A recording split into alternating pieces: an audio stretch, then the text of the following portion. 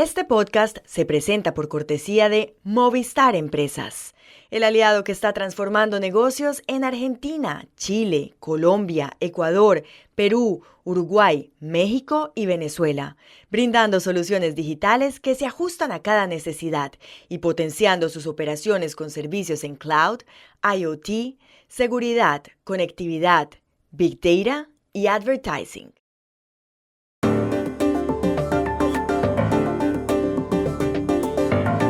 En Estados Unidos toma fuerza la idea de que las protestas pro-palestinas en las universidades son como las que hubo en plena guerra de Vietnam y cuando fue asesinado Martin Luther King. ¿Resucitó el espíritu de 1968?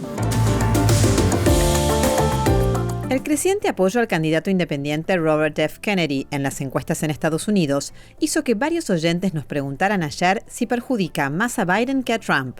Hoy, la respuesta.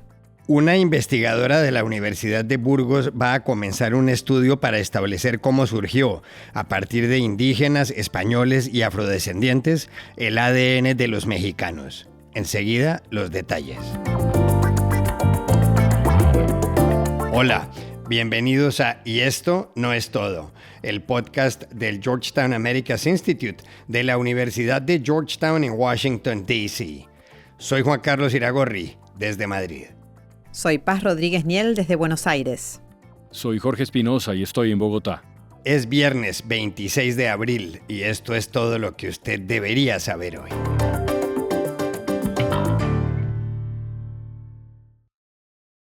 No dan tregua las manifestaciones en varias universidades de Estados Unidos a favor del pueblo palestino. Están al rojo vivo. En las últimas horas, por ejemplo, la Universidad de Southern California se vio obligada a cancelar su ceremonia de grados. En ese mismo centro universitario, en Los Ángeles, fueron detenidos 90 estudiantes. La policía se llevó a varias docenas más de la Universidad de Texas, en Austin. Y ayer, decenas de alumnos montaron campamentos en las de Northwestern, cerca de Chicago, y de Northeastern, en Boston.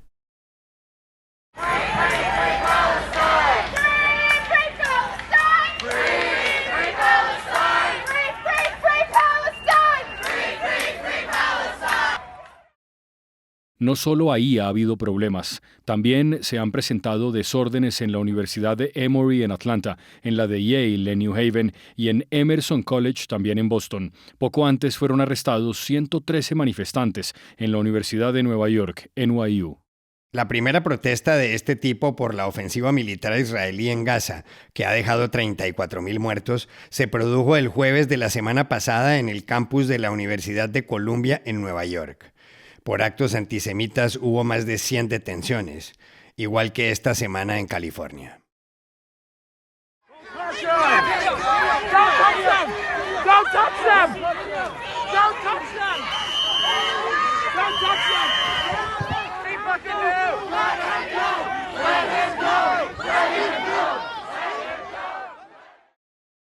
No pocos en Estados Unidos recuerdan protestas parecidas en 1968.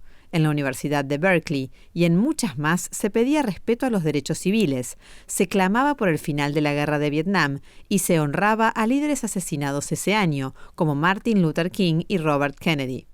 Todo eso lleva a la pregunta de si lo que está sucediendo ahora en las universidades de Estados Unidos es la resurrección del espíritu del 68. Llamamos ayer al historiador y profesor de la Universidad de Georgetown, Eric Langer.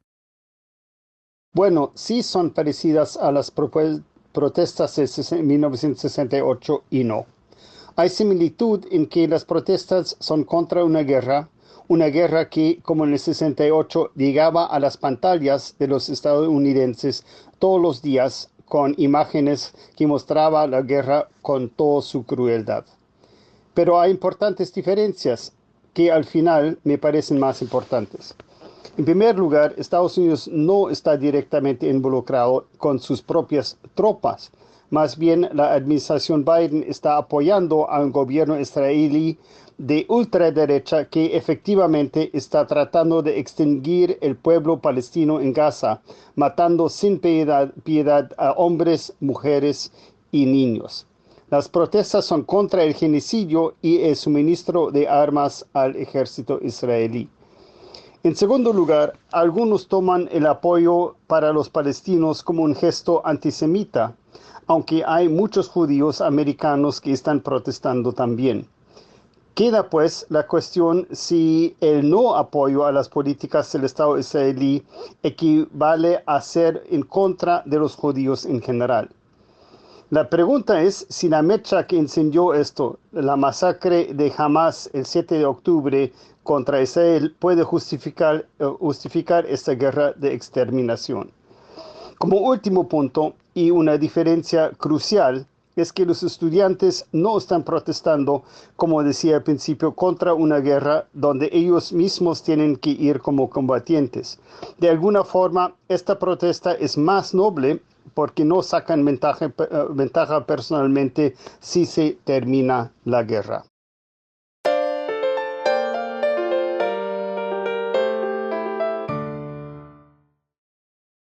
En este podcast contábamos ayer cómo el candidato independiente Robert F. Kennedy concita mucha atención en la campaña para las elecciones del 5 de noviembre en Estados Unidos. Kennedy, de 70 años, es uno de los hijos del ex senador y ex fiscal Robert Kennedy, hermano de John F. Kennedy.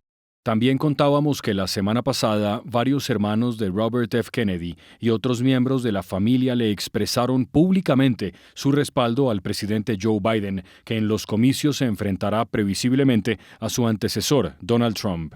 Hace 3 semanas en la CNN, Robert F. Kennedy criticó duramente a Biden. Dijo que es una mayor amenaza que Trump para la democracia, por ser el primer presidente en la historia que ha usado a las agencias federales para censurar un discurso político. Kennedy se refería al suyo. I can make the argument that President Biden is a much worse threat to democracy. And the reason for that is President Biden is the first candidate in history, the first president in history that has used the federal agencies to censor political speech, so to censor his opponent. Conscientes de la importancia de Kennedy en una campaña tan disputada como la actual, algunos oyentes nos preguntaron ayer a quién perjudica más este aspirante independiente, si a Biden o a Trump. Por eso, llamamos nuevamente a Washington a nuestra analista política, Dori Toribio. Las encuestas más recientes dicen que a los dos, que Kennedy está recibiendo votos de ambos, y esto está despertando ya preocupación tanto en la campaña de Biden como en la de Trump. Pero, según la última encuesta de NBC News, ahora mismo el riesgo es mayor para Trump. Dice este sondeo publicado la semana pasada que si las elecciones se celebraran en este momento, Donald Trump conseguiría un 46% de los votos y Biden un 44%. Ahora bien, cuando la misma encuesta amplía las opciones de voto y suma a terceros candidatos, entonces los resultados serían estos. Biden, 39% de los votos, Trump, 37% y Kennedy, un 13%. Además, según datos de Político, hay un interés mayor entre donantes, personas que han donado dinero a la campaña de Trump en el pasado reciente, que entre los donantes a la campaña de Biden. Es por eso que ambos candidatos han comenzado ya a hacer referencia a Kennedy. Trump dijo esta semana que cree que está haciendo daño a ambas campañas, especialmente a la de Biden, dijo, mientras que el presidente Biden acaba de celebrar ese mitin electoral para hacer oficial el apoyo de la familia Kennedy, que recordemos que para Biden esto va más allá de la política, porque Biden ha contado muchas veces que su admiración por Robert Kennedy, por Bobby Kennedy, quien fuera fiscal general de Estados Unidos y hermano del presidente John F. Kennedy, es la razón por la que decidió dedicarse a la política, su inspiración. Biden, que tiene una escultura de Robert Kennedy en el despacho Oval, recuerda constantemente en sus discursos el orgullo que siente porque él viene de una familia católica de origen irlandés y de clase media, una familia que veía en la dinastía de los Kennedy la inspiración del sueño americano. Por eso, para el presidente Biden, recibir hoy el apoyo de los Kennedy es una victoria también personal.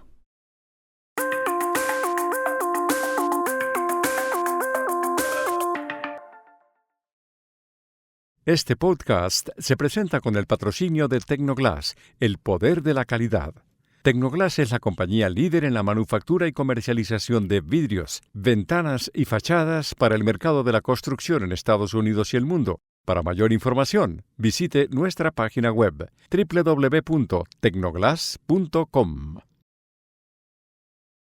Hace algo más de 500 años, el 8 de noviembre de 1519, tuvo lugar en Tenochtitlán, la capital del Imperio Mexica o Azteca, el primer encuentro del emperador Moctezuma y el conquistador español Hernán Cortés. Cortés había llegado a México 6 meses antes con 300 hombres y 12 caballos. En el Imperio Mexica vivían 15 millones de personas. 2 años después, el 13 de agosto de 1521, la Gran Tenochtitlán cayó a manos de los españoles, ayudados por algunas comunidades indígenas. Hoy, México tiene 130 millones de habitantes. Es el país más poblado del mundo hispanohablante. ¿Cómo se produjo el mestizaje? Es lo que va a averiguar en los próximos 5 años y en 700 tumbas un equipo encabezado por Cristina Valdiosera, especialista de la Universidad de Burgos en ADN antiguos y que acaba de recibir para ello una beca de 2,5 millones de euros. Ayer la llamamos. El censo poblacional de México en el 2010 estima que hay alrededor de un 91% de población mestiza contra un 9% de población indígena. Y se estima que esta población mestiza tiene una composición genética de más o menos 60% indígena, 35% europea y un 5% africana, más o menos. Obviamente con algunas variaciones entre personas, grupos o incluso regiones geográficas. Pero cómo llegamos a esta situación es lo que desconocemos y esto es precisamente lo que este proyecto pretende investigar. O sea, sabemos que hubo una mezcla de poblaciones e incluso sabemos quiénes fueron los equipos participantes en este evento, ¿no? Sabemos que todo esto se desencadenó con el encuentro de 3 culturas, la indígena, la europea y la grandísima olvidada de esta historia que es la cultura africana. Pero también sabemos que el número de personas de cada uno de estos equipos era completamente desproporcional, o sea, el contingente euroafricano que llegó a encontrarse con el Imperio Mexica era infinitamente menor que su contrincante. E incluso se debate si los africanos, por lo menos en ciertas ocasiones, podrían haber sido mayoría sobre los europeos, pero independientemente de esto, en cualquier caso, siempre fueron una minoría muy significativa, ¿no? Contra una inmensa mayoría. Y ante esta situación, pues es difícil no preguntarse, pues, y cómo pasó esto, ¿no? O sea, ¿qué pasó durante los 500 años de mezcla entre una minoría significativa de hombres europeos y africanos con millones de mujeres nativas para dar origen a una abrumadora población categorizada como mestiza? Y esto es lo que vamos a investigar en este proyecto. O sea, vamos a secuenciar los genomas de distintas personas, de personas que realmente vivieron este periodo de la historia a lo largo de estos 500 años, y vamos a abordar este estudio desde la desigualdad. O sea, vamos a investigar el papel que jugó la desigualdad social en la distribución tan desproporcional de una diversidad genética sobre otra, para poder entender mejor cómo llegamos a nuestra actual situación, ¿no? Desde aquel famoso encuentro entre Moctezuma y Hernán Cortés en Tenochtitlán hasta la actualidad. Y estas son otras cosas que usted también debería saber hoy. La Fiscalía de Madrid le pidió ayer al Juzgado 41 que archive por falta de indicios la investigación abierta contra Begoña Gómez, la esposa del presidente del gobierno español Pedro Sánchez, por tráfico de influencias y corrupción. El miércoles, Sánchez canceló su agenda hasta el lunes y anunció que ese día informará a los españoles si renuncia o no. La oposición lo ha criticado. Le dijo que puso al país en pausa. El juicio por el cual Harvey Weinstein fue condenado a 23 años de cárcel en 2020 debe repetirse, según la más alta Corte de Apelaciones de Nueva York. El tribunal considera que al todopoderoso productor se le irrespetó su derecho de defensa al permitir que entre las testigos hubiera mujeres que lo acusaron de agresiones sexuales y que no formaban parte de la acusación. Weinstein seguirá preso por otra condena a 16 años, dictada en Los Ángeles. Su caso dio origen al movimiento Me Too. En México ha subido de temperatura la polémica entre el presidente Andrés Manuel López Obrador y el empresario Ricardo Salinas Pliego, dueño de TV Azteca y uno de los hombres más ricos del país. A la disputa, que se centra en temas tributarios, se sumaron las declaraciones ayer del presidente, cuando dijo que, a diferencia de Salinas Pliego, él no usaría un costoso yate, pues le daría vergüenza en un país con tanta pobreza. Y aquí termina el episodio de hoy de Y esto no es todo, donde siempre habrá más. En la producción estuvo John F. Burnett. Y pueden suscribirse a este podcast en nuestro sitio web, yestonoestodo.georgetown.edu, seguirnos en nuestras cuentas de X y de Instagram, @yestonoestodo, y buscarnos en nuestro canal de YouTube. Chao, hasta la próxima.